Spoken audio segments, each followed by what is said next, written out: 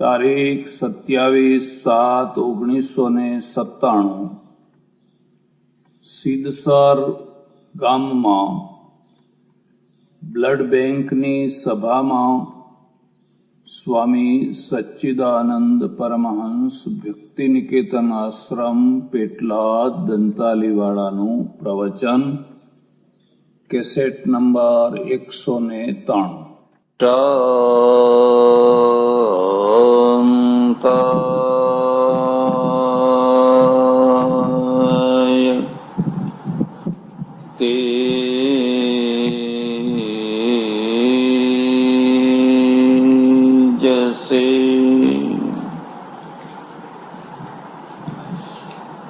આજની સભાના પ્રમુખ સ્થાને બિરાજેલા પાટીદાર સમાજ સિદ્ધસર ઉમિયા સંસ્થાનના પ્રમુખ શ્રી ભાઈ શ્રી મોહનભાઈ અને એમના બધા સહયોગી ભાઈઓ, જે પ્રવૃત્તિને બિરદાવવા અહીંયા આવવાનું થયું છે એ રક્તદાન પ્રવૃત્તિના બધા જ કાર્યકર્તા ભાઈઓ, જેમાં ઘણાના નામ મને ખબર નથી, પણ મને અહીં લઈ આવવામાં જેણે સતત પુરુષાર્થ કર્યો છે એવા પ્રોફેસર ભાઈ શ્રી સંતોકીજી, સજ્જનો અને બહેનો, મહાભારતની એક ઘટનાનું માધ્યમ રાખીને થોડી ચર્ચા કરવાની છે। મહાભારતમાં યુદ્ધ થયું અને યુદ્ધનો વિજય પણ મળ્યો। યુદ્ધ થાય જ નહીં એવું ભાગ્ય જ બને। જિંદગીમાં કોઈને કોઈ ક્ષેત્રમાં નાના મોટા યુદ્ધો થયા જ કરવાના। તમે જે આયોજન કરો, તમે જે પ્લાન બનાવો, એ પ્લાન એવો હોય કે માનો કે કદાચ યુદ્ધ થાય તો આપણે શું કરીએ? થશે જ નહીં, થશે જ નહીં, થશે જ નહીં એવી ભ્રમણામાં રહો અને ઓચિંતાનું કંઈક થઈ જાય તો તમે પહોંચી નહીં શકો, તો તમે લૂંટાઈ જશો, વિખાઈ જશો। ક્યારે કયા ટાઈમે કેવા પ્રકારની આપત્તિ આવી જાય અને કેવી રીતે જજુમવાનું થાય એ કશું કહી શકાય નહીં। મહાભારતનું યુદ્ધ થયું, વિજય પણ મળ્યો। એક બીજી વાત યાદ રાખજો, તમારા ઘરમાં સંપત્તિ આવે એટલે તમને સળવળાટ થવા લાગે। ઘરમાં પૈસો આવે અને તમને બિલકુલ સળવળાટ ના થાય એવું કદી બને છે? પૈસાનો અર્થ જ છે ચંચલા। એ તમને કંઈક ને કંઈક સળવળાટ કરાવે। શક્તિ, સમૃદ્ધિ, સંપત્તિ સળવળાટ વિનાની હોય જ। તમે બહુ નીચી કક્ષાના હોવ તો એ પૈસાને બાળવાનો સળવળાટ થાય। દારૂનું પીઠું ક્યાં છે, જુગાર ક્યાં રમાય છે, વગેરે વગેરે દિશાનો સળવળાટ થાય। તમે એવી કદી અપેક્ષા ના રાખો કે ગામમાં સંપત્તિ આવે કે દેશમાં સંપત્તિ આવે અને કોઈ દૂષણ ના આવે, એવી કદી અપેક્ષા ના રાખો। કોઈ ઘર બચી જાય એ વાત જુદી છે, કોઈ ઘર પુણ્યશાળી હોય ને બચી જાય તો બચી જાય। કૃષ્ણ જેવા કૃષ્ણ જે દ્વારકામાં રહેતા હતા એ દ્વારકાને એમણે સોનાની દ્વારકા બનાવી દીધી। પણ યાદવોને ના સુધારી શક્યા. અત્યારે યાદવોને સુધારી શકાતા નથી. યાદવોને ન સુધારી શક્યા. યાદવો એટલા વંઠી ગયા. કૃષ્ણને દ્વારકા છોડીને ભાગવું પડ્યું. માણસ ઘરમાં હારતો હોય છે, અને ઘરમાં હારેલો માણસ ભાગી પડતો હોય છે. તમે બહાર ગમે એટલા વિજય મેળવો, આખી દુનિયામાં તમારો ડંકો વગાડો, પણ જો ઘરમાં હારી ગયા ને તો તમારા પગને બેઠું કરનાર કોઈ દુનિયામાં જન્મ્યું નથી. અને જો ઘરમાંથી તમારા પગ ન ભાગ્યા, ભલે દુનિયા સાથે લડવું પડે, હારવું પડે, પણ તમે ઠેઠ સુધી મર્દાનગીથી જીવન જીવી શકશો. ઘરનો પરાજય એ સૌથી મોટો કારમો પરાજય છે. કૃષ્ણ ઘરમાં હારી ગયા. ભાગવત વાંચજો.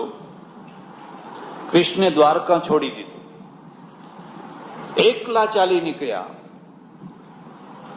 જરા તો વિચાર કરો, માણસ પાછલી જિંદગીમાં એકલો અટુલો મૃત્યુના સમીપમાં જવા માટે નીકળે ત્યારે એને કેટલી વેદના થાય.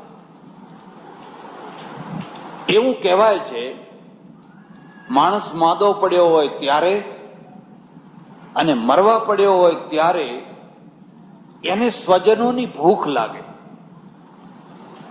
એના સ્વજનોની એને ભૂખ લાગે. પેલો આવ્યો કે નહીં, ફલાણો આવ્યો કે નહીં, ફલાણો આવ્યો કે નહીં. અને સ્વજનોના દ્વારા એનું મન ભરાય. જો સ્વજનો આવે તો એનું મન ભરાય, અને ના આવે તો મનના એક ખૂણામાં નવી વેદના ઊભી થાય. પેલા દુઃખ કરતા આ દુઃખ મોટું, બીમારીના દુઃખ કરતા પેલો નથી આવ્યો એનું દુઃખ બહુ મોટું. એટલે આપણા ત્યાં એક ખાસ પદ્ધતિ છે, બેસી ગયા ભાઈ, કોઈ હરફર નહીં કરો, બેસી એની કહી દઉં, એક જગ્યાએ ઉભા ઉતારો, હરફર ના કરો.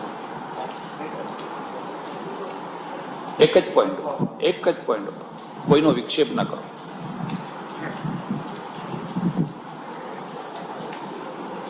તમે છેલ્લી ઘડીએ હો અને તમારા સ્વજનો જો તમને મળવા ના આવ્યા હોય તો એ મૃત્યુની એક મોટી પીડા તમને લાગ્યા કરે. છોકરો ના આવ્યો, ફલાણા ના આવ્યા. કૃષ્ણે કહ્યું, મારે મારું કુટુંબ છોડવું પડશે, મારું ગામ છોડવું પડશે. જે ગામને મેં બનાવ્યું, સોનાનું બનાવ્યું. રાવણે લંકા સોનાની બનાવી અને કૃષ્ણે દ્વારકાની સોનાની બનાવી. લંકાનો નાશ બહારના માણસોથી થયો અને દ્વારકાનો નાશ ઘરના માણસોથી થયો. દ્વારકાનો નાશ કરવા માટે બહારથી કોઈ આવ્યા? સમૃદ્ધિ આવે અને પછી તમે માણસોને કંટ્રોલ કરી શકો, માણસો તમારા કંટ્રોલમાં રહે, તો સમૃદ્ધિ ચિરંજીવી થઈ જાય. તો એ સમૃદ્ધિને કદી આંચ ના આવે. પણ સમૃદ્ધિ આવે ને જો માણસો કંટ્રોલમાં ના રહે તો એ સમૃદ્ધિ લાવનારની નજર આગળ એનો વિનાશ, અને બહુ દુઃખદાયી થાય, બહુ ત્રાસદાયી થાય. પણ કૃષ્ણની પાસેથી બે વસ્તુઓ શીખજો. એક જન્મતા શીખજો અને એક મરતા શીખજો. કૃષ્ણ જેલમાં જન્મ્યા ને, મહેલમાં ના જન્મ્યા, જેલમાં જન્મ્યા. અને જેવી જેલમાં જન્મ્યા કે જ્યાં જન્મતા જ મૃત્યુ થવાનું હતું, મારી નાખવાના હતા, એવી જેલમાં જન્મ્યા. અંધારી રાતે જન્મ્યા. આઠમની અંધારી રાત, મેઘલી રાત, બારે મેઘ તૂટી પડતા હતા. એવી સ્થિતિમાં જન્મ્યા અને જન્મતા જ ભાગવું પડ્યું.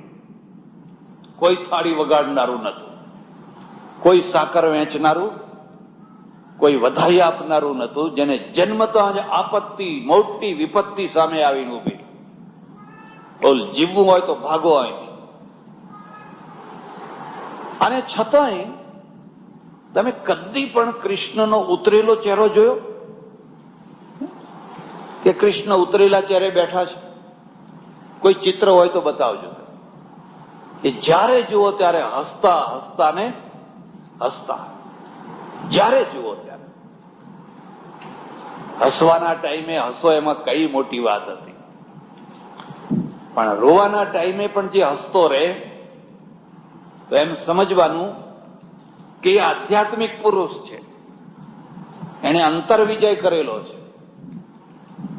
હસતા ને હસતા જ્યારે જુઓ ત્યારે. ઘણા લોકો હસવાના ટાઈમે નથી હસી શકતા. રોવાના ટાઈમે તો શું હસવાના હતા, પણ એ હસવાના ટાઈમે નથી હસતા. એક જગ્યાએ મારા પ્રવચનો ચાલે લગભગ 1 મહિનો, બધી ઘણી સભા આવે. એક શેઠ આવીને સામે જ બેસે, 60, 65, 70 વર્ષના, અને ભારે શરીર દેખાય, શેઠ જેવા દેખાય આપણને. પણ મેં ધ્યાનથી જોયું કે આખી સભા હસતી હોય ને આમ બેઠા હોય. વળી પાછું શું થાય કે પેલા મોતિયાના ચશ્મા પહેરેલા, એટલે આંખો મોટી દેખાય, નાની આંખો પણ. અને પછી તો મારો નિયમ જ થઈ ગયો, જરાક લોકો હશે એટલે હું જોઉં કે આ હસ્યા કે નહીં, આ હસ્યા કે નહીં. અને હું જોઉં તો આમ કરીને બેઠા જ હોય. મને ડાઉટ પડ્યો કે આ માણસ બેરો હોવો જોઈએ, કારણ કે સાંભળે તો હશે ને. પછી ખ્યાલ આવ્યો કે બેરો માણસ 2 વાર હશે. એક વાર સૌની સાથે હશે કે કંઈક હસવાનું આવ્યું માટે આપણે હસો, અને બીજું છે ને એ સમજ્યા પછી હશે, ઓ આ તો આવી વાત હતી. આ તો 2 વાર શું, 1 વાર હસતો નથી. પછી 5-10 દિવસમાં એમના ત્યાં જમવા જવાનું થયું. મેં કહ્યું, શેઠ તમને એક પ્રશ્ન પૂછું? મને કે પૂછો. તમે હસતા કેમ નથી? બધી આખી સભા હસતી હોય છે. મને કે હસ્યાને 6 વર્ષ થયા. 6 વર્ષથી હું હસતો કેમ? એમ એને બહુ વાત સંભળાવી, એવી વાત સંભળાવી, આપણું કાળજું ફાટી જાય એવી વાત સંભળાવી. એટલું યાદ રાખજો, ઝૂંપડામાં જે ચૂલો સળગે છે અને એનો ધુમાડો જે બહાર નીકળે છે એ તો તરત જ બધાને દેખાય છે, પણ આલીશાન મહેલોમાં જે ધુમાડો નીકળે છે એ કોઈને દેખાતો, કારણ કે ઝૂંપડું નથી, એનો વ્યાપ તો બહુ મોટો છે. એ તો અંદર ને અંદર, અંદર ને અંદર એટલો ગોટાયા કરે છે. દુઃખ એ છે કે મન ખાલી કરવાની જગ્યા નથી મળતી. ક્યાં જઈને આ બધું કહેવું? એને બધું કહ્યું મને. હસવાની જગ્યાએ પણ ઘણા હસી શકતા, એટલે તો કૃષ્ણ માટે લખવું પડ્યું. હસનમ મધુરમ રુદનમ મધુરમ મધુરાધિપતે રખિલમ મધુરમ મધુરમ મધુરમ. બહુ ચર્ચા નહીં કરો, પણ કૃષ્ણ હારી ગયા. પણ હારેલા માણસનો વિજય એ જ મોટો વિજય છે. તમે જિંદગીમાં હારો એવું તો બનવાનું જ.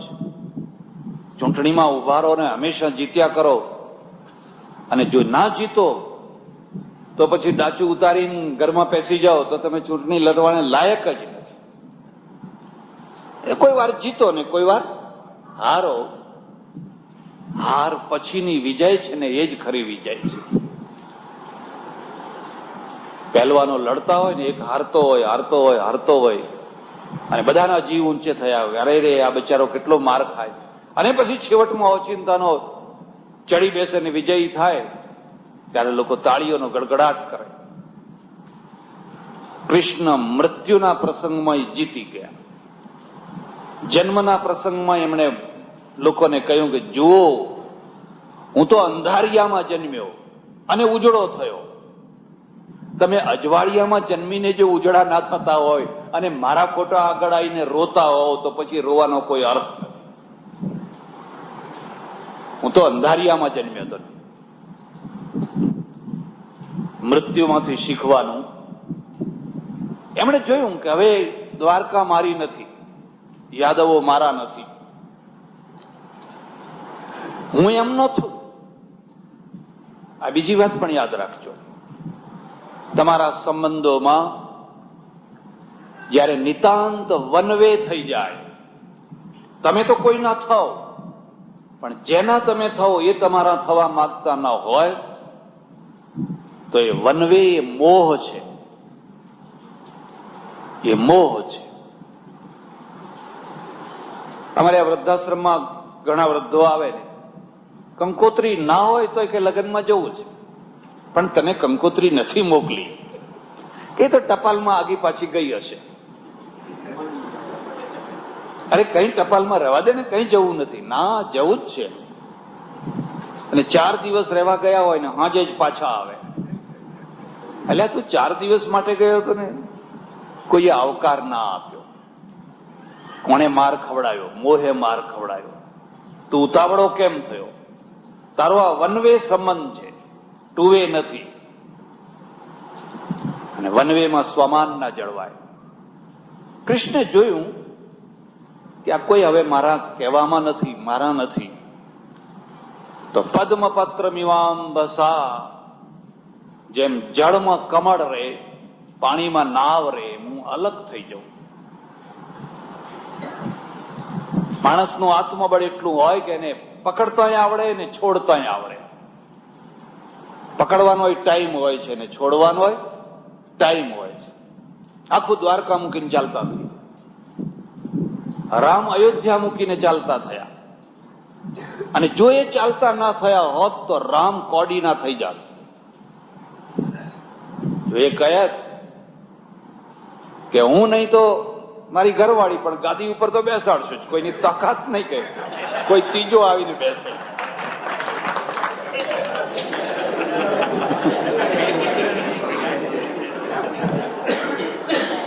તો એ કોડી ના થઈ જાત. છોડવાનો પણ એક ટાઈમ હોય છે અને પકડવાનો પણ એક ટાઈમ હોય છે. રામે અયોધ્યા છોડી અને રામ ધન્ય થઈ ગયા. કૃષ્ણે દ્વારકા છોડી, લમણો વાળીને પાછું જોયું નહીં. અરે રે, મેં આ બધું કર્યું, મેં આ બધું કર્યું, મેં આ બધું કર્યું. તમે સંસ્થા ઊભી કરી હોય, તમે કોલેજ ઊભી કરી હોય, તમે છાત્રાલય ઉભા કર્યા હોય, આલી શાન બધી સંસ્થા ઊભી કરી હોય, કોઈ વાર છોડવાનો પ્રસંગ આવે. આ તો ટ્રસ્ટ છે, આ બાપની મિલકત નથી. આ તો ટ્રસ્ટ છે. ટ્રસ્ટનો અર્થ થાય છે 2 વર્ષ, 5 વર્ષ, 10 વર્ષ લોકો ઈચ્છે ત્યાં સુધી રહો, ના ઈચ્છે ત્યારે પણ ખસી જાઓ, હિંમતથી ખસી જાઓ. હોંગકોંગમાંથી જેમ અંગ્રેજો ખસી ગયા કે ના ખસી ગયા? મારીને ના ખસેડવા પડ્યા. જો સીધી રીતે ના ખસ્યા હોત તો માર્ગારેટ થેચરે કહેલું 3 વર્ષ પહેલા. 3 વર્ષ પહેલા એમની મિટિંગમાં ચાઇનાના નેતાઓને કહેલું કે તમે 50 વર્ષનું વધારે અમને એગ્રીમેન્ટ કરી આપો. એટલે ચાઇનાએ એક જ શબ્દ કહેલો કે અમારું લશ્કર અહીં આવતા 1 કલાક થશે.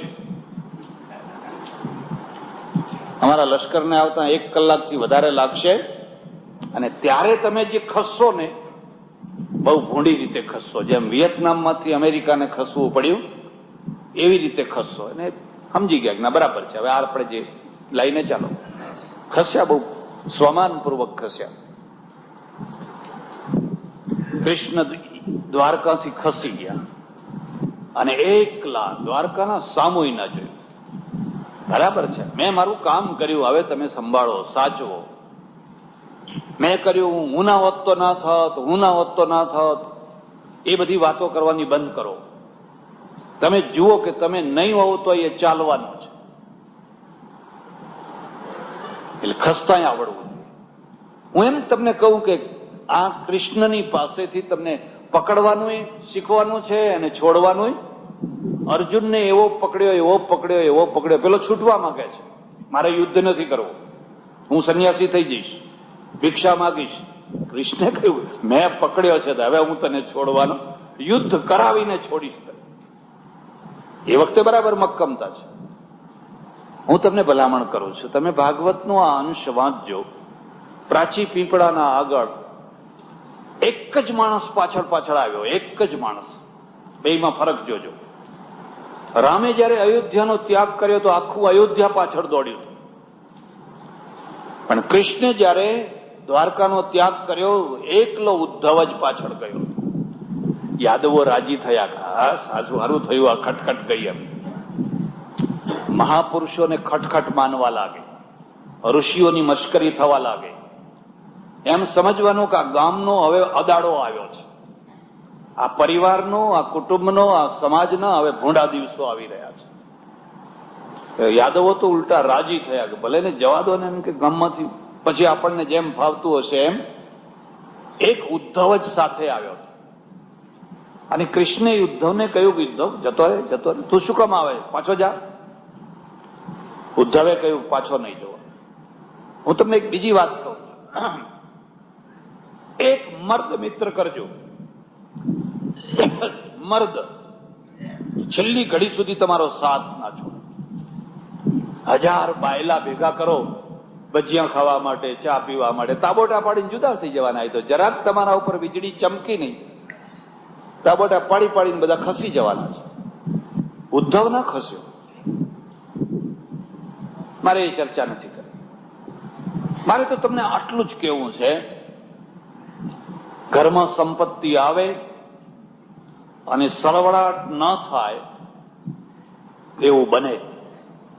પણ એ સરવાટ થઈ ત્રણ માર્ગી છે: અધોમાર્ગી, મધ્યમ માર્ગી, ઉચ્ચ માર્ગી. અધોમાર્ગી સરવડાટ શું થાય? અધોમાર્ગી સરવડાટ એ જ થાય, ચાલો દારૂનું પીઠું ક્યાં છે, ફલાણી હોટલ, ફલાણું જુગાર, ફલાણું આ તે, એ બધા એક રાતમાં લાખો રૂપિયા ફૂંકી નાખે. અધોમાર્ગી સરવડાટ છે. મધ્યમ માર્ગી સરવડાટ શું છે? આ ગામમાં એવો બંગલો બાંધો કે આખા ગામમાં કોઈનો હોય. મારા એક ઓળખીતા પટેલ હતા, ત્યારે તો આમ બધા લાઈનસર ઘર ને બંગલા જુદા જુદા નહીં, આમ રો હાઉસ જેવું. તો એમણે મકાન બાંધવાનું શરૂ કર્યું, પણ ઉપરનો માળ પૂરો ના કરે, પછી ઉપર પતરા નાખવાના, ત્રીજો માળ. મેં કહ્યું આ 2 વર્ષથી તમારું મકાન ઉપરનું પડ્યું છે તો કેમ ઉપર પૂરું નથી કરતા? મને કે મારો બાજુવાળો પૂરું કરે ને એનાથી 2 હાથ ઊંચું કરીને પછી પૂરું કરવું છે. જો હું પહેલા પૂરું કરું ને એ જો 2 હાથ ઊંચું કરી દે તો આપણું નાક કપાઈ જાય. એટલે એ રાહ જોઈને બેઠા છે પેલો પૂરું કરે, પછી એના કરતા થોડીક દિવાલો ઊંચી કરીને પછી આપણે મકાન પૂરું. પૈસાનો સરવડાટ છે, અને કેવો છે? મધ્યમ માર્ગી છે. મધ્યમ માર્ગી. સ્ત્રીને દાગીના કરાવી દો, સાડીઓ લાવી આપો, ફલાણું લાવો, આ લાવો, તે લાવો, બરાબર છે, ઠીક છે. પણ પૈસાનો જે ઉત્તમ સરવડાટ છે ને, એને એમ થાય કે હા હા હા, શું ભગવાને મને કઈ મોકો આપ્યો છે. નદીઓ તો ચોમાસામાં ભરપૂર જતી હોય છે. એ નદીઓ તો વૈશાખ જેઠમાં તમે જઈને જુઓ તો ખાલી પડી હોય છે. એ 12 માસ નદીઓ બધી ઉછળતી નથી હોતી. અને અત્યારે જયારે ચોમાસામાં એ ભરપૂર છલોછલાવી છે ને, તો એનો ઉપયોગ કરી લો. કોઈ સિત્સર જેવું મંદિર હોય, ઉમિયા માતાનું મંદિર હોય, એમાં એક રૂમ બનાવો, માતાના નામનો, પિતાના નામનો એક હોલ બનાવો.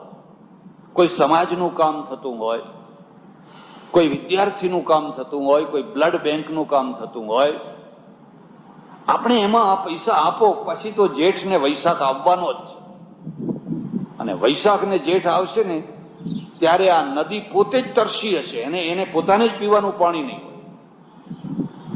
એના પહેલા આપણે કંઈક કરી નાખો, પછી એ સારા સારા કામમાં લાગી જાય ને એમ સમજવાનું કે એનો સરવડાટ ઉત્તમ સરવડાટ છે, એનો પૈસો સારા માર્ગે વપરાય છે. ભલે કાલ ગરીબ થઈ જતો, 2 વર્ષે 5 વર્ષે ભલે ગરીબ થઈ જતો, પણ એ ગરીબ થયા પછી પણ એને એટલું તો થશે કે મારા હાથે કંઈક કામ થયું છે.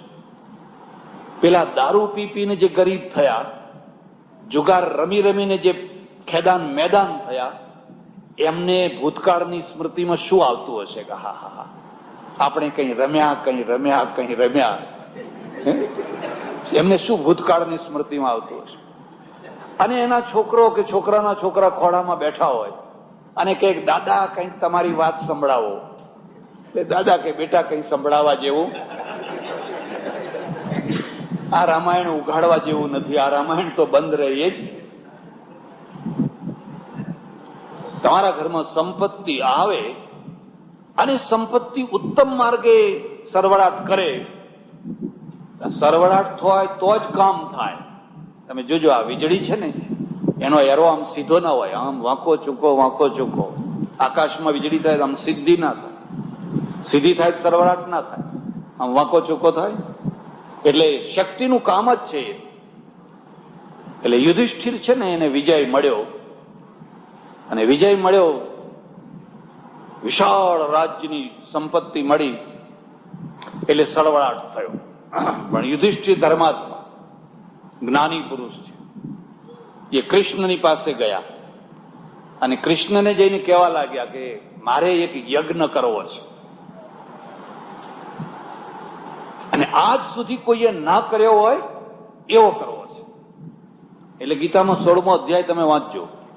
યક્ષે દાસ્યામી મોદિશ્ય ઇત્ય જ્ઞાન વિમોહિતા. અર્જુન, જે આસુરી સંપત્તિ છે ને એ સારા કામ કરે, પણ એ સારા કામની અંદર પણ એની એવી વૃત્તિ હોય કે નામ તો આપણું જ થવું જોઈએ, ડંકો તો આપણો જ વાગવો જોઈએ. તમે ફંડ ફાળો કરવા જાઓ એટલે કેટલાક લોકોને તમે જોજો, એ તમને એમ કે બીજા બધાનો કરાવી લો ને પછી આવજો આપણા પાસે. એટલે જે બધે ફરો એમ કે બીજે, એટલે પછી એ જુએ કે પેલા 11,000, કોઈ 21,000, કોઈ 51,000 એમ જુએ. માનો કે છેલ્લો આંકડો 51,001 નો આવ્યો હોય એટલે પછી શું કરે કે 51,000, 11,101. હા, 11,101 વધારે કેમ મૂક્યા? કારણ કે નામ ઉપર આવે તો 51,001 તો ઘણા આપનારા, વળી પાછું છેલ્લું નામ આપે.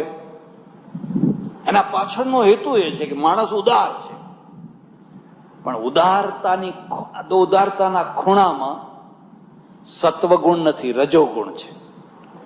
અને રજોગુણ એને એમ કહે છે કે હું જ શ્રેષ્ઠ, આ દાતાઓમાં આપણું નામ પેલું હોવું છે. ઘણા લોકો એવી અપેક્ષા રાખે કે અમે દાન આપીએ પણ તમારે રોજ માઇકમાં 2 વાર બોલવું પડે, પછી જેમ તેમ 1 વાર બોલી નાખ્યું એવું ના ચાલે. એમ તમારે રોજ 1-2 વાર તો યાદ કરાવવું જ પડે. એટલે યુધિષ્ઠિરે કહ્યું આજ સુધી કોઈએ યજ્ઞ ન કર્યો હોય એવો મારે યજ્ઞ કરવો છે. કૃષ્ણે કહ્યું રહેવા દે, આપણે કઈ યજ્ઞ નથી કરવો. હું તમને એક બીજી વાત કહું છું. આપણા પ્રાચીન શાસ્ત્રોમાં યજ્ઞોની ઘણી કથા છે, પણ એની સાથે સાથે યજ્ઞનું રૂપાંતર કરતા કરતા એનો સુધારો થયો હોય એવું પણ ઘણું છે. એમાં ઘણું પરિવર્તન આવતા આવતા આવતા લખ્યું છે, નીતિશાસ્ત્રમાં લખ્યું છે, રાજા છે એ સારી રીતે રાજપાટ કરે એ જ એનો યજ્ઞ છે.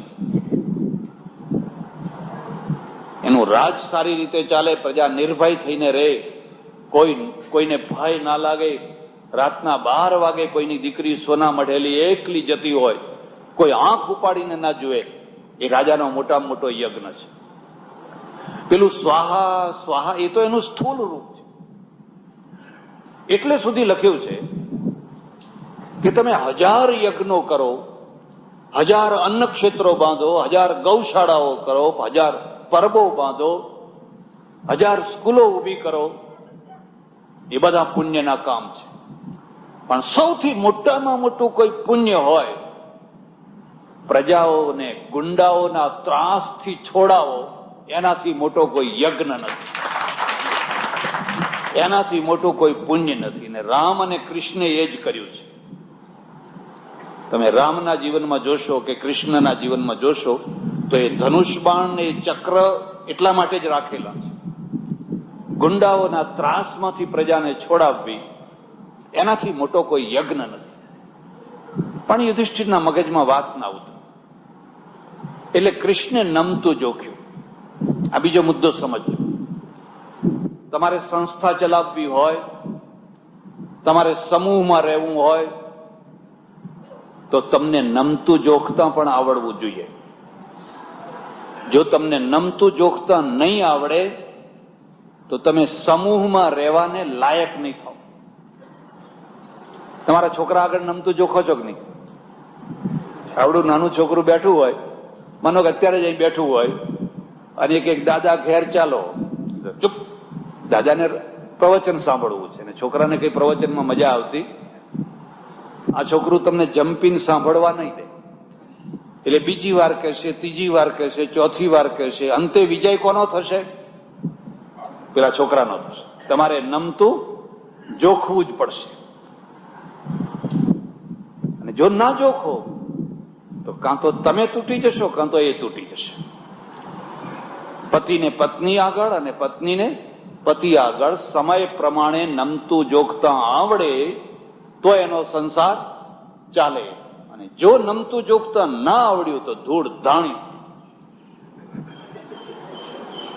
કૃષ્ણને નમવું પડ્યું, કૃષ્ણને નમતું જોખવું પડ્યું. બીજાની વાત તો બહુ જવા દો, પણ કૃષ્ણે જો એમ કહ્યું ખબરદાર જા, મારે નથી કરવો, તારે જે કરવું હોય કર, હું આ હેડ્યો અહીંથી, હું આ હેડ્યો, એવું કહેનારા માણસો સંસ્થા ના ચલાવી શકે.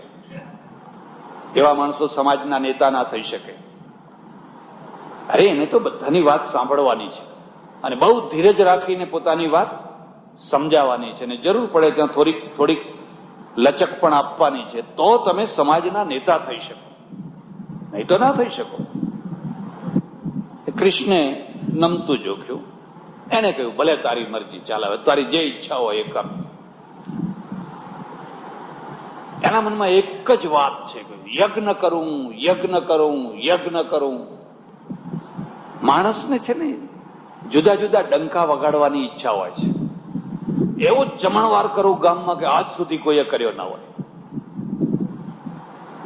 એવું એવી લાણી વેચું કે આજ સુધી કોઈ લાણી વેચી ના હોય. પેલા વેચતા, હજુ વેચતા હશે લોકો.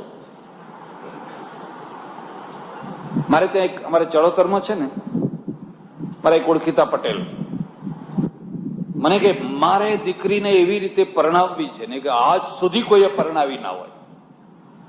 ગર્વ કિયો સોઈ નર, હાર્યો સિયા રામજી સો ગર્વ કિયો. મેં કહ્યું કોઈએ ના કર્યું હોય એવું શું કામ બોલે છે? આપણે આપણી શક્તિ પ્રમાણે કરવાનું. મને કે ના કે બતાવી આપવું છે. તમે માનશો નહીં, તમારે કઠિયાવાડમાં તો ઘણું સારું છે, અહીંના રિવાજો બધા ઘણા સારા છે. કરોડાધિપતિ માણસ હોય પણ એના વેવાઈને કે ભાઈ 50 જાનૈયા લાવજો, તો 50 જ લાવે ને, 50 જ લાવે. અમારે ત્યાં 2000, 3000, 4000 જાનૈયા આવે, સમજ્યા ને? અને એ પહેલું પરાક્રમ એ કરે કે જે વેવાઈ થવાનો છે ને એની આબરૂ કેમ ઓછી થાય. રસ અને રસોઈ પેલા નક્કી કરે આવનારા. આને નહીં નક્કી કરવાનું અમારે આ જમવાનું છે. હવે રસ કર્યો હોય કે દૂધપાક કર્યો હોય કે શ્રીખંડ કર્યો હોય, પહેલી પંગતમાં ખૂટે તો લાવવું ક્યાંથી? હવે કેરીઓ ગોરી, આ તો જો કે અત્યારે ઘણું તૈયાર મળે, પણ ફડફડાટમાં માણસ જીવતો હોય. એટલે એને 2000 જાનૈયા બોલ્યા, 2000 જાનૈયા. મને કે આજ સુધી લોકો પાટલા ઉપર બધાને જમાડ્યા છે, આસન ને પાટલો, મારે બધાને ટેબલ ખુરશી ઉપર જમાડવા છે. તો બધાના માટે ટેબલ ખુરશી પાથરી દીધી, દરેકને નેપકિન, ચમચા, ચમચીઓ, અને એ નેપકિન ને ચમચા ચમચીઓ લઈ જવાની છૂટ પાછી, અને મૂકીને નહીં જવાનું, લઈને જવાનું તમારે, બધી છૂટ. એટલે મેં કહ્યું હવે ગામે ગામ જોઈએ એટલા ચમચા ચમચીઓ થઈ ગઈ છે, શા માટે આ બધું લઈ જવાની? શા માટે? આપણે અહીં જ રાખો ને. પણ માણસ કઈ એને શું, આપણે લોક ભાષામાં શું, પેલો બળદ હોય ને એને બાંધી રાખ્યો હોય ને પછી છોડો ને તો શિંગડા જઈને ઉકેડામાં મારે, બધું માથે ઉડાડે. એ બધું એને શું વાય ભરાયો કહેવાય છે કે વાયે ભરાયો છે માણસ એમ કે. હવે એને તો બધું ગોઠવ્યું, બધું. અને બનવા કાળે એવું બન્યું કે બરાબર ખરા ટાઈમે બધા જમવા બેઠા ને લાઈટ ગઈ. લાઈટ ગઈ. એક બીજી વાત તમને કહું, તમે પટેલો છે, તમને ખોટું લાગે તો માફ કરજો, પણ કહું કે પાટીદાર છે ને એ બધી દીર્ઘ દ્રષ્ટિથી બધી વ્યવસ્થા ના કરે. જનરેટરની વ્યવસ્થા નહીં, પેલી વ્યવસ્થા નહીં, ફલાણી વ્યવસ્થા નહીં, પછી બધા દોડા દોડી કરે અલ્યા. અને એમાં મુશ્કેલી શું થાય કે બધા મુખી, બધા જ મુખી. હવે કામ કોણ કરે? જાને પેલો ફોન કરને, પેલો કે પેલાને ફોન કરને, પેલો ફોન કરને, ફલાણું કરને. છેવટે પેલા ટ્રેક્ટરોની લાઈટો, આમ ટ્રેક્ટરો મૂક્યા અને જેમ તેમ બધું ચહેરો ઉતરી ગયો. મજા ના આવી, ચહેરો ઉતરી ગયો. ગર્વ કિયો સોઈ નર હાર્યો, સિયા રામ જીસો. તમે પ્રસંગ કરજો, પણ તમારા ઈષ્ટદેવને પગે લાગીને કરજો, તમારા વડીલને પગે લાગીને કરજો. કોઈ આવા વૃદ્ધ માણસો હોય, બાપા તમારા આશીર્વાદ, એમની સલાહથી આબરૂપૂર્વક બધું પાર પડી જશે. પણ જો વાયે ભરાયા તો આ દશા થયા વિના રે. યુધિષ્ઠિરે કહ્યું બસ સારામાં સારું આટલું બધું કરો ને, આમ કરો ને, આટલું હોમો ને, આટલું ઘી લાવો ને, આટલું ફલાણું લાવો. કૃષ્ણ પ્રેક્ષક બની ગયા, દર્શક બની ગયા. આ બીજો મુદ્દો યાદ રાખજો. કોઈ વાર તમારે તમારા ઘરના દર્શક થઈ જવું પડે થોડા ટાઈમ માટે, ગામના, સમાજના. કારણ કે લોકો માનતા નથી, હવે એમને કરવા દો.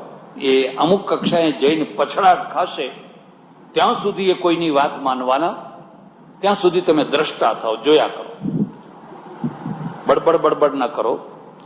કૃષ્ણ દર્શક થઈ ગયા. પણ કૃષ્ણે યુધિષ્ઠિરને કહ્યું, જો યુધિષ્ઠિર, એક વાત તું ધ્યાનમાં રાખ, તારો આ યજ્ઞ છે ને એ સફળ રહ્યો કે નિષ્ફળ રહ્યો એની તને ખબર કેવી રીતે પડશે? હા, એ વાત તો સાચી છે. તો એની ખબર પડે એના માટે તને એક સૂચના આપું છું. પેલા ઝાડ ઉપર એક ઘંટ બાંધ્યો છે. જો એ ઘંટ આપોઆપ ધણાણા કરીને વાગે ને, એમ સમજજે કે તારો યજ્ઞ સફળ થયો. અને જો એ ઘંટ ના વાગે તો આ કરોડો રૂપિયાનું 1000 કુંડીઓમાં હોમેલું બધું વ્યર્થ ગયું, નકામું ગયું. યજ્ઞ પૂરો થયો ધૂમધામથી. કેટલા બ્રાહ્મણો, કેટલા પુરોહિતો, કેટલા આચાર્યો, દેશ વિદેશથી જય જયકાર, સોનાનું દાન, ગૌનું દાન, ફલાણું દાન, આટલા પકવાન, બધું થયું. ઘંટ ના વાગ્યો.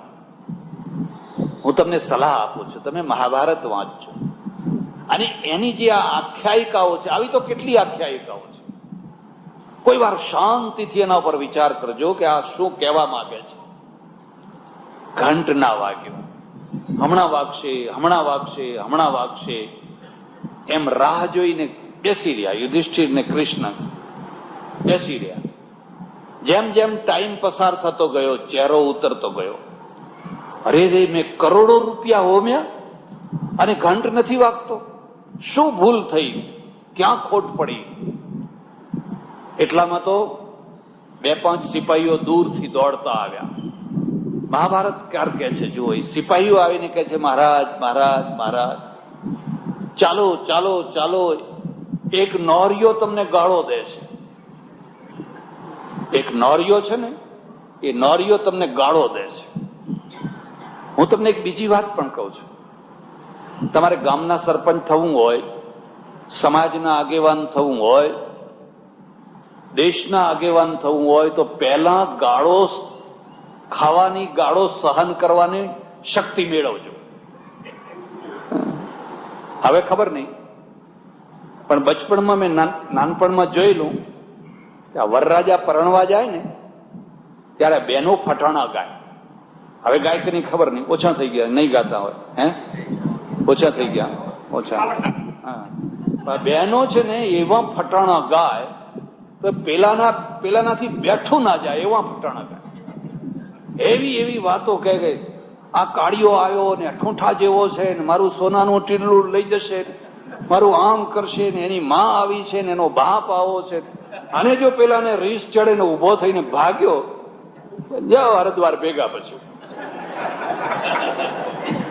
પેલો છે ને એવો મીઢો થઈને બેહી રે કે તમે તારે જેમ બોલવું હોય જો, પણ આ સોનાનું ટીલડું લીધા વિના જવાનો એ અક્ષરે ના બોલે. એમ અત્યારે પણ તમને કહું છું, તમારે સરપંચ થવું છે પેલા ગાળો ખાતા શીખો. નેતા થવું છે, આગેવાન થવું છે, પ્રશંસા તો મર્યા પછી લોકો કરતા હોય છે. જીવતા માણસોની તો મોટા ભાગે નિંદા જ થતી હોય છે, ગાળો જ દેવાતી હોય છે. ગાળો ખાવાની હિંમત હોય તો તમે હિંમત વાળા માણસ. અને એક બે ગાળો તમને આપીને તમે રાત્રે ઊંઘ જ નથી આવતી 8 દાડાથી, એ પેલા મને આમ કહ્યું, રાજીનામું આપ, રાજીનામું આપ, તારું કામ નહીં. ગાંધીજીની સાથે એક માણસ રહેલા અંતેવાસી તરીકે, એમણે મને કહ્યું કે સાબરમતી આશ્રમમાં રોજ 7 લોરીઓ ભરીને ટપાલ આવે.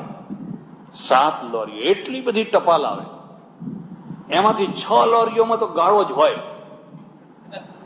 એક જ મકામના કાગળો હોય, બાકી બધા એમને ગાળો દે. બધા વાંચે પાછા કાગળ, બધા વાંચીને ફેંકી દે, કાઢી નાખે. પણ એમ નહીં કે હવે રાત્રે ઊંઘ ના આવી, એવું નહીં. પદ્મપત્ર મીમાંબસા,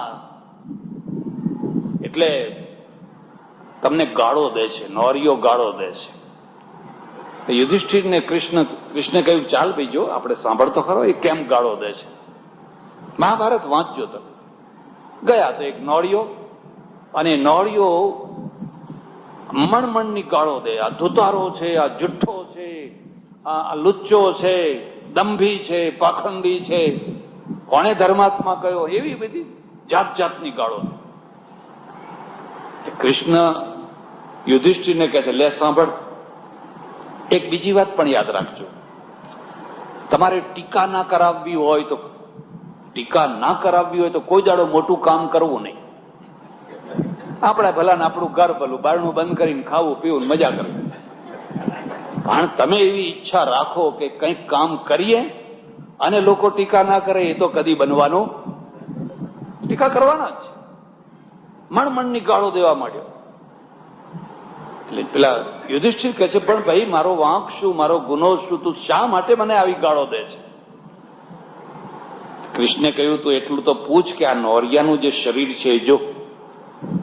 એને જોયું તો અડધું શરીર સોનાનું, નોરિયાનું અડધું અંગ સોનાનું અને અડધું પેલું સામાન્ય. પૂછ અને પૂછ. નોળિયાએ કહ્યું કે એકવાર વર્ષો પહેલા હું એક યજ્ઞમાં ગયેલો, અને યજ્ઞમાં જે એઠવાડ પડેલો એ એઠવાડમાં હું આળોટેલો. મારું શરીર અડધું સોનાનું થઈ ગયેલું. ત્યારે મેં ભગવાનને પૂછેલું કે આ બાકી અડધું શરીર છે એ પૂરેપૂરું સોનાનું ક્યારે થશે? તેમણે મને જવાબ આપેલો, આ જ પ્રકારનો કોઈ બીજો સાચો યજ્ઞ થશે તે દિવસે તારું બાકીનું શરીર પણ સોનાનું થઈ જશે. તો તે દિવસથી હું હજારો યજ્ઞોમાં ગયો અને આરોટ્યો, પણ કોઈ જગ્યાએ મારું શરીર સોનાનું થતું. પણ મને બહુ મોટી આશા હતી કે બાકીના લોકોએ તો ફંડફાળા માટે કર્યું હોય, ઉઘરાણા માટે કર્યું હોય, પૈસા કમાવા માટે કર્યું હશે. પણ યુધિષ્ઠિરનો યજ્ઞ કદી એવો હોય? યુધિષ્ઠિરનો યજ્ઞ તો સાચો જ હશે. બહુ મોટી આશા રાખીને કેટલે દૂરથી તારા યજ્ઞના એઠવાડમાં આરોટવા હું આવ્યો, આરોટ્યો, પણ અહીંયા પણ મારું શરીર સોનાનું થતું. કૃષ્ણ કહે છે, તું પૂછ તો ખરો કે એવો કયો યજ્ઞ હતો, એવો ક્યારે થયો હતો કે આ તારું શરીર અડધું સોનાનું થઈ? મુદ્દાને સમજો. મહાભારતની જે શૈલી છે ને, આખ્યાયિકાના દ્વારા ઉપદેશ દેવાની છે.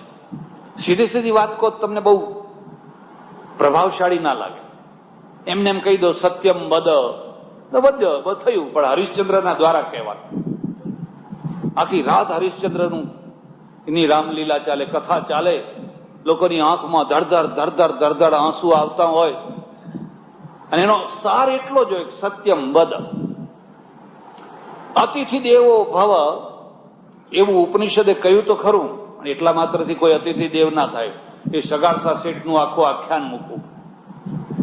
સગાળસા શેઠનું આખ્યાન જયારે જામતો હોય, લોકો હેકડે ઠઠ ભરાયા હોય, ને લોકોની આંખમાં આંસુ જતા હોય ને કેલૈયા ખમાત, અને એ જયારે પેલું ખાંડણીયામાં બધું થતું હોય ત્યારે એની જે અસર થાય ને એ અસરમાંથી પછી અતિથિ દેવો ભવ એ ઉપદેશ આવે. ક્યાં તો મહાભારત છે, પૂછ એવો યજ્ઞ ક્યાં થયો હતો. અને પેલો નોરિયો છે ને એ યજ્ઞની કથા સંભળાવે છે. આજથી કેટલાય વર્ષો પહેલા આ દેશમાં ઉપરા ઉપરી 7 દુકાળ પડ્યા હતા.